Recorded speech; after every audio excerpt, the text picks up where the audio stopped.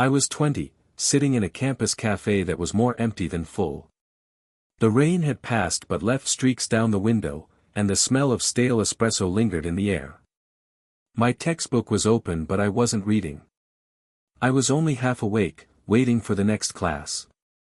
Then a tall man in a wrinkled suit came through the door. He looked around once, quick and sharp, then walked straight toward my table. He slid into the chair across from me without asking. His notebook was worn down at the corners, the cover bent back as if he had been carrying it everywhere. He set it down hard, then pulled a pen from his inside pocket. His movements were rushed, almost jittery, but not careless. His eyes kept moving around the room, scanning the doors, the ceiling lights, the people passing outside. I thought maybe he was a professor, or maybe a grad student who had been up too long. His tie was crooked. His hairline was already thinning though he looked young. He didn't have coffee, didn't order anything. He just opened the notebook and started writing fast, page after page, numbers sliding into the margins. The sound of his pen scratching was louder than the hum of the fridge behind the counter. Every so often he pressed the page so hard the table shook. He whispered a few words, quick phrases, as if testing them out. I couldn't follow all of it, but the tone was steady, almost rehearsed. He didn't look up.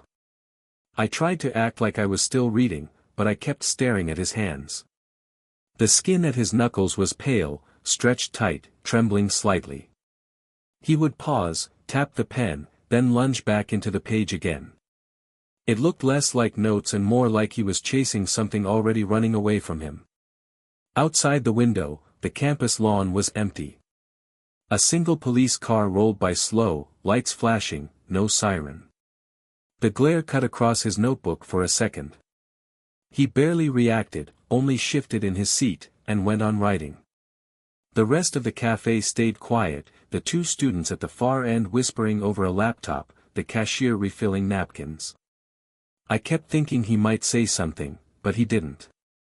He leaned back once, rubbed his forehead, then bent down closer to the page again. His pen strokes turned into rows of digits, columns stacked, then arrows pulled across the margin. He was marking something invisible, pushing it out faster than I could follow. I watched the way his eyes locked on the notebook, then flicked to the window, then back down. It was like he was counting time. The air in the cafe felt heavier, though nothing had changed. My sandwich sat cold on the plate. He never touched the water pitcher on the table. For a few minutes the scene stayed fixed, him writing, me watching, the quiet hum around us. Then from somewhere in the distance, a siren rose. The sound cut through the glass, high and steady, and the chatter in the corner dropped off. The man didn't flinch. He pressed harder into the page. The siren faded as the car passed, but the echo seemed to hang in the cafe.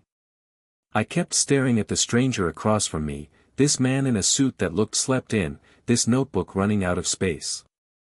I still didn't know his name, only the force in his voice when he muttered about ideas no one else was hearing. That was how it began, the first hour at the table.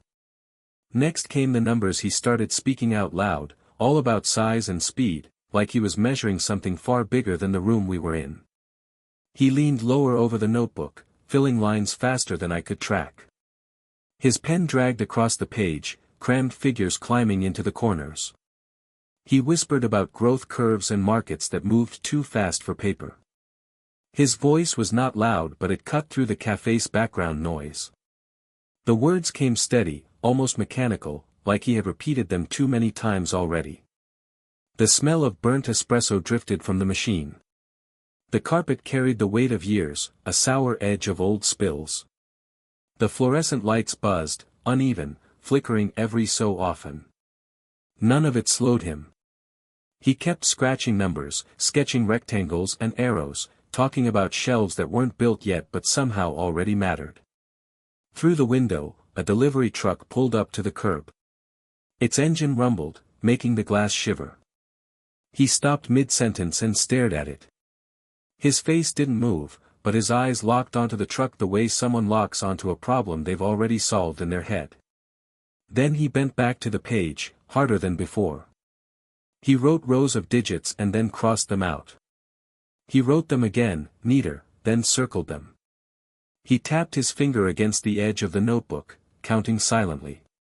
His other hand gripped the table, knuckles tight. It felt less like brainstorming and more like he was racing something unseen. I kept shifting my eyes between his notes and the window. The truck driver stayed inside the cab, lights on, radio playing faintly through the glass. The stranger at my table stared again for a second, then pulled another sheet from his briefcase, folded edges ripped. He started drawing quick sketches, lines stacking into shapes that looked like boxes. The cafe's fridge compressor kicked on, humming low, then cutting out. The rhythm matched his scribbling, broken, then steady, broken again. His mouth moved with the numbers, not for me, not for anyone else, just to keep pace. I tried writing a few lines in my own notebook but stopped. His rhythm drowned mine. A pair of students entered, laughing, letting cold air through the door. He didn't turn. He didn't look at anyone. He gripped his pen harder and filled the margins with words about size, reach, speed. Each word landed like he was trying to pin it down before it escaped. The driver outside finally shut off the truck. The vibration stopped, leaving the window clear and still. The sudden quiet inside the cafe made the man's muttering louder. His tone sharpened. I realized then he wasn't just another grad student testing ideas. He was working on something far outside the room, already too large for the table we sat at. The cashier dropped a glass, quick break of sound, then silence again. He didn't react.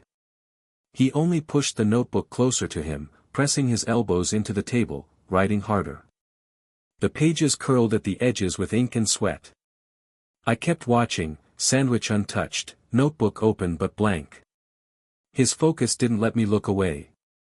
By then I had the sense I was seeing someone already deep inside his plan, speaking about scale as if the rest of us were just catching up. The numbers on his page looked like directions, and I wondered what map he might open next. He reached into the briefcase at his side and pulled out a folded map. The edges were soft from handling, the creases starting to tear.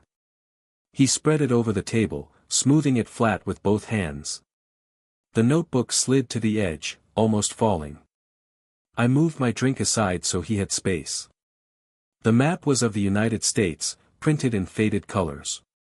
Across it he had drawn ink dots, some smeared, some clear. Thin lines stretched between them, crisscrossing states. They looked less like travel routes and more like flight paths. He tapped the pen against the west coast, quick, repetitive, marking the same spots over and over. He paused longest over Seattle. He circled it twice, then pressed down hard, tearing a small hole in the paper. His jaw tightened.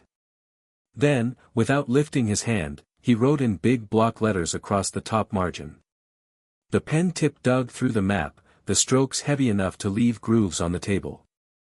People passed by us with trays of coffee, glancing once but not stopping.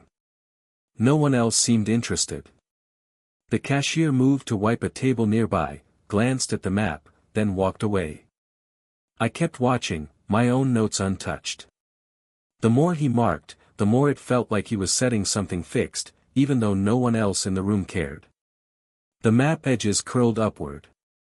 He pinned them down with his elbows. His fingers traced the lines he had drawn, back and forth, as if confirming them. Every so often he shook his head, crossed out a dot, then drew another. His focus never left the paper. His movements were exact, deliberate, not the scattered work of someone killing time. Through the window, the street stayed gray and wet. A siren rose faint in the distance, weaving between the buildings. The sound grew sharper, then faded again. He didn't look up. He pressed his pen harder, scrawling across the states, cutting across highways and rivers like none of them mattered. I leaned closer, trying to make sense of the lines. They weren't random. They cut to the same clusters again and again. He was narrowing something down. His handwriting was uneven but forceful, as if speed mattered more than clarity. The fluorescent light overhead flickered once, shadows sliding across the map. He shifted in his seat but didn't pause. He underlined Seattle again, harder than before, the paper threatening to split in half. My stomach tightened, though I couldn't explain why. The sounds around us blurred, the low hum of the fridge, the shuffle of chairs, the tap of a spoon against a glass. All of it sat under the steady drag of his pen. My own notes in front of me felt meaningless compared to what he was pushing into that map. I sat back, realizing I was locked on his movements. The map, the dots, the hard block letters. Whatever this was, it had already grown beyond the table we shared. I wondered if later I would remember it exactly, or only in fragments. For now I only knew the sound of the siren had left me unsettled, pulling me back to the moment while he kept drawing lines into the future. By then I had pieced together fragments: a stranger in a worn suit, his notebook full of numbers, a map covered in lines, and a voice speaking about markets no one else mentioned. None of it lined up with the ordinary cafe setting. My textbook lay open but useless. I pretended to read while my eyes tracked his pen. The sound of the pen on paper was steady, sharp, and repetitive. Each mark was deliberate, each pause brief. It was not idle doodling. He was charting something only he seemed to see. His body leaned into the table as if to block out the rest of the room. His focus was absolute. Every so often he shifted in his chair, lifted the paper, or crossed out a line. But he never stopped writing for long. The metronome rhythm of his pen carried through the low hum of the cafe. Even when a chair scraped across the floor, he did not turn. He stayed locked to the page. I watched the map and notebook stacked together, a picture I could not explain. Cities circled, routes linked, numbers piled beside them. It was ordinary in form: pen, paper, coffee shop, but the ordinary felt strained. Like the moment was stretched thin, carrying more weight than the scene should hold. The lights overhead buzzed. One bulb flickered, then steadied again. No one else seemed to notice. The cashier adjusted the till, the students in the corner laughed softly, the delivery truck outside had already pulled away. Everything looked normal. But at the table, it did not feel normal. He tapped his finger against the paper as if counting down, then scribbled fast, pushing through another page. The edges of his notebook curled from constant use. His handwriting leaned forward, crowded together, forcing words into the margins. He wrote like time was short. I shifted my plate to make more space for him without thinking. He did not thank me or acknowledge me. He only pulled the map back over the notebook, stacking them, aligning lines with figures. The pen scratched harder, faster. My eyes followed every mark, even though I didn't understand them. The air in the cafe grew warmer as more people came in, jackets damp from the drizzle outside. Conversations rose, but his steady voice still cut through. He spoke to himself about size, reach, timing. Not loud, not soft, just constant. It was enough to keep my focus locked. The cafe itself held steady, the smell of coffee, the sound of shoes on tile, the window streaked from the rain. But around our table the edges kept fraying. It was like sitting on the seam of something about to shift. My sandwich sat untouched. My notebook had only a few scattered lines. When the lights flickered again, the stranger didn't look up. He wrote harder, as if racing the dim pause. I sat still, waiting for the bulb to fail, but it steadied. He kept moving, pen scratching, map sliding forward. That was how the hours folded in, quiet but heavy, carrying us to the next turn. He had not ordered anything except water. The pitcher sat at the edge of the counter, and every hour or so he would stand, fill his glass, and sit back down without breaking pace. No coffee, no food, nothing else. His focus stayed tight, as though caffeine or distraction would slow him. I ate half my sandwich and left the rest, the bread drying out under the lights. The numbers on his pages piled higher. Equations bent sideways into the margins. Arrows cut across lines, linking totals that never seemed to settle. His hands shook slightly when he wrote. Not from weakness, but from speed. The motion carried a rhythm that matched the steady hum of the refrigerator behind the counter. That hum filled the cafe. It droned low, then faltered, then returned. Each pause lined up with his pen stopping, then starting again. The rhythm repeated for minutes at a time, broken, steady, broken again. The two sounds overlapped until I couldn't tell which was leading the other. I tried to take notes of my own. I opened my notebook, drew lines, wrote fragments of words. But none of it formed a whole. I only captured pieces, digits, phrases, odd turns of speech that slipped from him. My writing lagged, his stayed constant. The gap widened quickly. He never looked at me, but he filled the table as though I was only another piece of furniture. The map stayed spread under his notebook, its edges damp from condensation off the water glass. The ink marks bled slightly into the paper where drops had fallen. He didn't pause to blot it. He wrote through it. The cafe grew busier as the afternoon stretched. Students came and went, placing laptops down, leaving again. Conversation swelled, then broke off, but his voice cut through every time. He spoke in the same flat tone, about numbers and shelves and speed. None of it slowed. His glass emptied twice more. Each refill was quick, automatic, almost mechanical. He returned, sat, and leaned back over the notebook before the water settled in the glass. His pace did not change. My own food went cold. I gave up trying to match him. The smell of fried food drifted from the kitchen. He did not notice. His head stayed bent over the paper, shoulders forward, writing. Every so often he rubbed the back of his neck, then returned to the page. The map crinkled under the weight of his elbows. By then my notes had turned into fragments about him, not about my work. My pen moved slower. My focus slipped. I watched him draw columns taller, scribble them out, then write them again. The pages stacked in uneven piles at his side. I sat back, listening to the hum and break of the machines, the scrape of his pen, the clink of his water glass. It was steady, controlled, but full of strain. Hunger seemed irrelevant to him. Calculation mattered more. When the cashier finally came over to check on our table, his answer carried his name for the first time, and it stayed in my head. When the cashier finally asked him to clear the table, he lifted his head for the first time. His voice was low, rough from hours of use, and he muttered his name. Bezos. It came out flat, without weight, as if it wasn't meant to be remembered. I wrote it down in my own notebook, letters guessed at, not sure if I had spelled it right.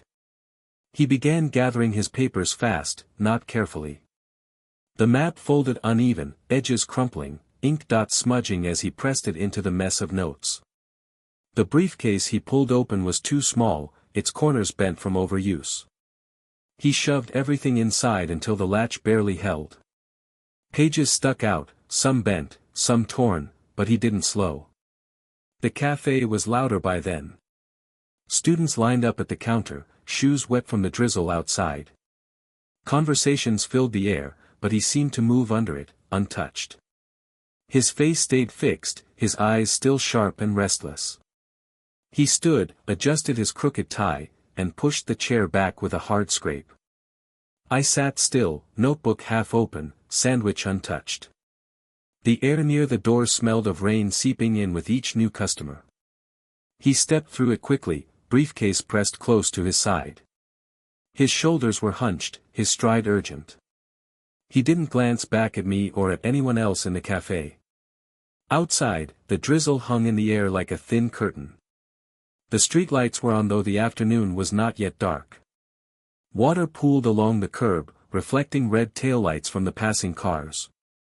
He moved through it, head down, the edges of his suit dampening at the sleeves. The sound of exhaust rolled in from the street. A bus passed, releasing a sharp hiss of brakes.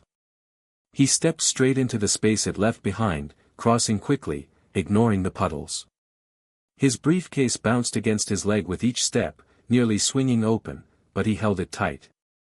I wrote his name again in my margin, slower this time, making sure I would not lose it. The letters sat heavy on the page, darker than my scattered notes. I underlined it once, not knowing why. The cafe noise faded behind me. The street outside carried the weight of wet air and promise I couldn't explain. He disappeared down the block, swallowed by the drizzle and the traffic. I stayed in my seat, staring at the damp streaks on the glass, the hollow sound of the cafe filling back in around me. My notebook sat heavier than before, though I had only written a single word. The smell of exhaust lingered as the door swung shut again. I realized I would remember his exit more clearly than the hours that came before it. The cafe returned to its ordinary rhythm, but the name stayed. I closed my notebook, packed my bag, and left later, retracing his absence with each step. By then I knew I'd remember it all, though not neatly, not clean. I carried doubt with the name, and the notebook seemed to weigh more as I walked home. Hours later I went back through it in my head. The cafe. The map. The pages filled with numbers. The stranger's name spoken once, flat, almost lost. None of it arranged itself cleanly. The pieces drifted in and out of focus as I walked home under the drizzle. I tried to replay the sound of his voice. Not the words, just the tone. Steady. Certain.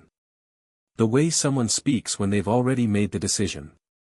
My own notes looked thin beside it, scraps of digits and phrases without context. I kept checking the margin where I had written his name. The letters felt unfamiliar. By the time I reached my apartment the notebook seemed heavier than when I had left the cafe. I dropped it onto my desk and stared at the cover. It didn't look different, but it carried the weight of what I had seen.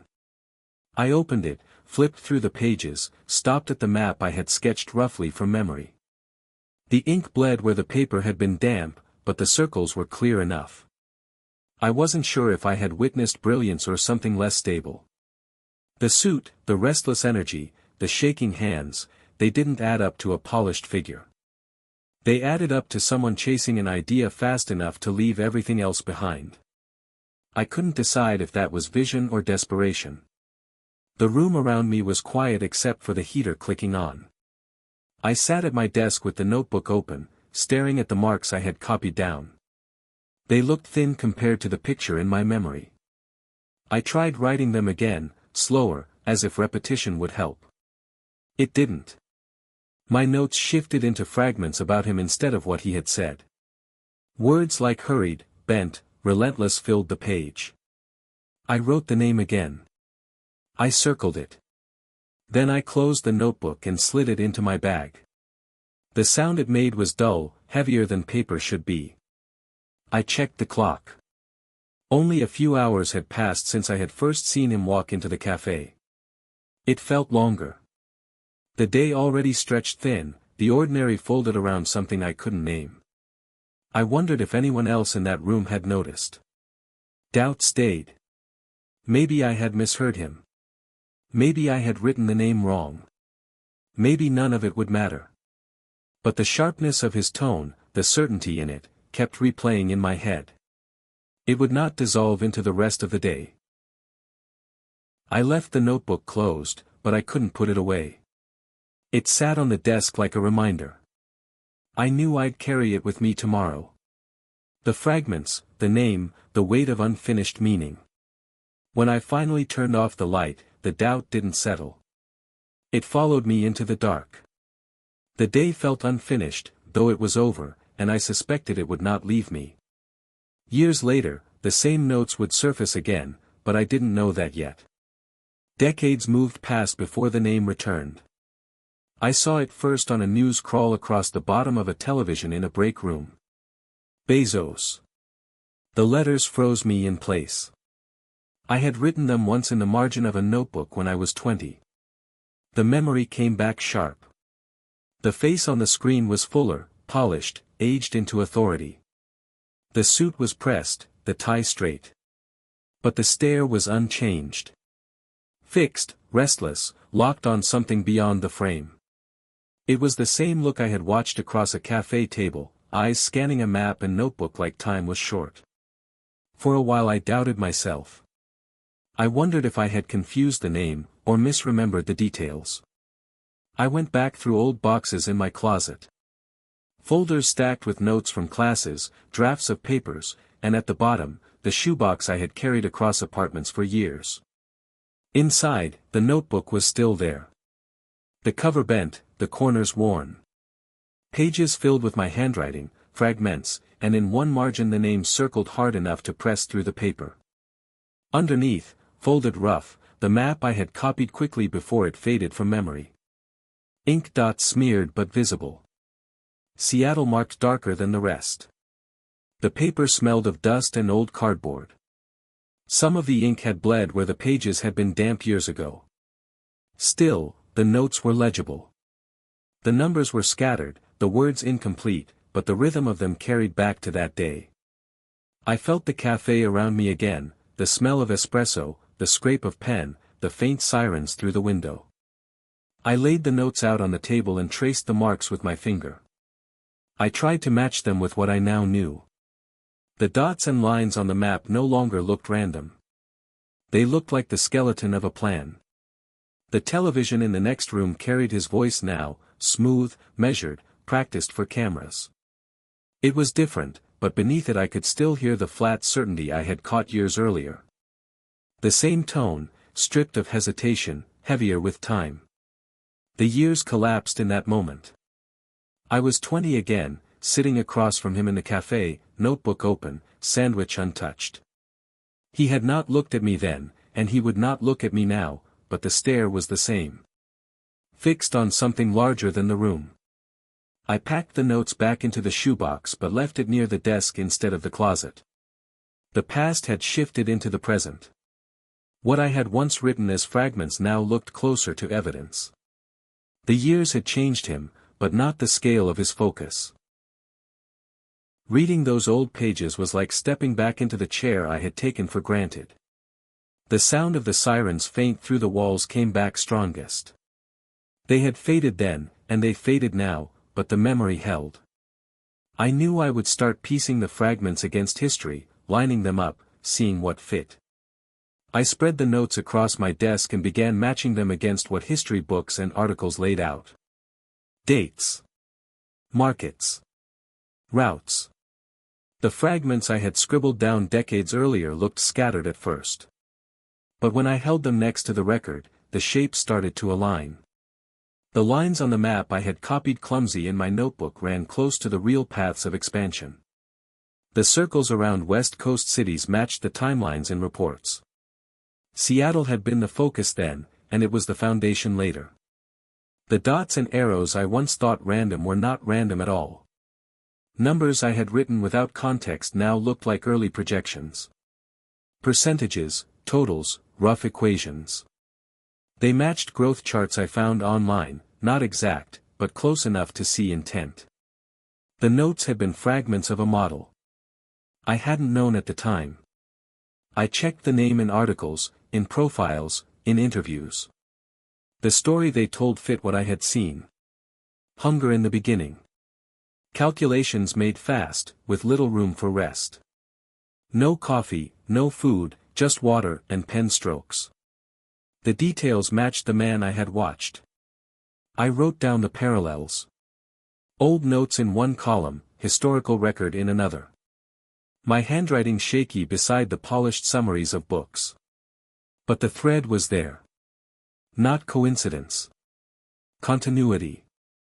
The stranger at the cafe table had been pushing forward a plan he already carried whole. The more I lined them up, the more certain it felt that I had seen a moment just before it locked into history. Not after the success. Not once the story was known. But at the edge, when it was still private, still raw. The numbers, the map, the rhythm of pen against paper.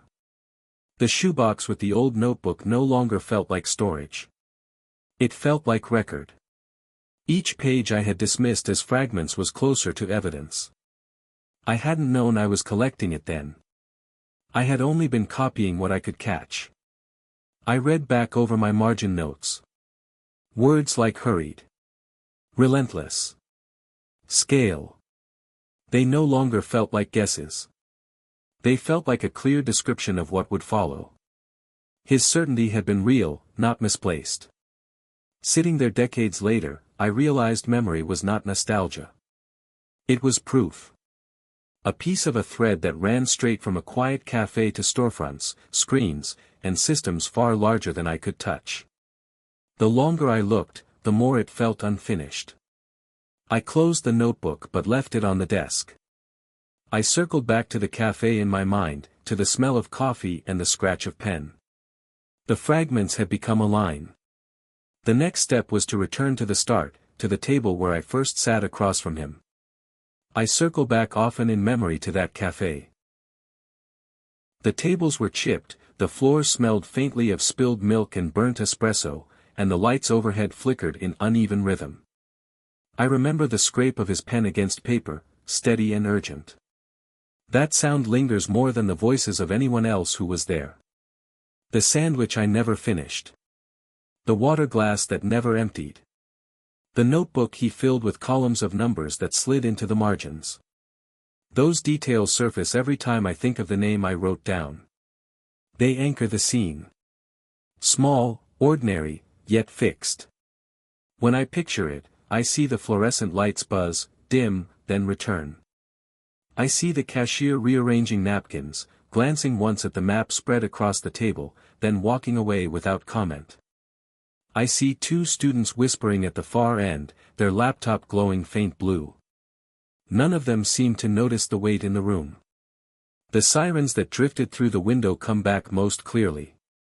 Not constant, only passing, but each time the sound cut through and reset the moment. The man in the suit never looked up, but I did. I tracked the echo until it faded, then returned to his hands moving fast over the page. The smell of espresso mixed with wet air from the door.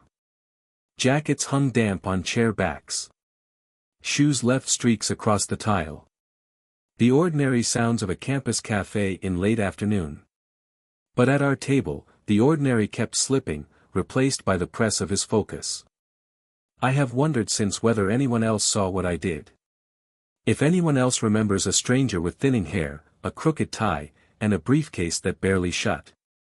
I have never found proof. Maybe the moment dissolved as soon as he stepped into the rain. My notes survive, though. Fragments of numbers, sketches of routes, the single name underlined in the margin. They read now less like study notes and more like a record of a turning point. I did not understand it then. I only wrote what I could before it disappeared. Every time I return to those pages, I feel the same pull. The scrape of pen, the buzz of failing lights, the faint echo of sirens outside. They draw me back to the table, to the stranger who didn't stop moving. I didn't just meet a man before Amazon existed. I brushed against the moment it began to take shape. The evidence sits in my notebook, heavier with each year that passes. The sirens faded then, as they do now when I think of it. But the sound still hooks me, sharp and clear, pulling me back to the start. That table stays fixed in memory, the beginning set in place long before the rest of us knew what it meant.